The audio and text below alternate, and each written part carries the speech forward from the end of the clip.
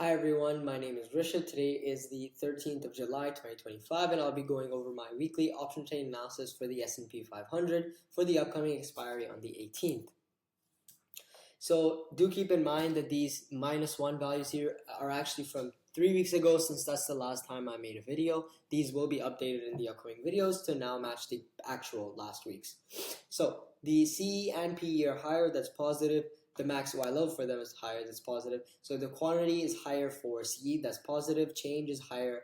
The change is higher in PE because it reduced by more, so that's positive. Short squeeze is higher for CE, that's positive. PCR is above 2 in this case, that's positive. Implied volatility and historical volatility are lower, that's 2 positives. RSI is higher, that's positive. There's no divergence, that's positive.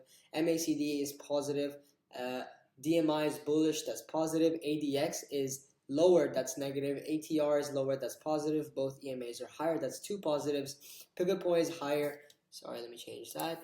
That's positive. And candlestick is neutral.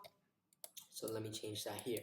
The new support and resistance are 6,300 and 6,270 respectively. The previous support and resistance are 6,000 for both, and the overall prediction for the S&P 500 is that it goes up. Thank you for watching, enjoy, and I will see you in the next video.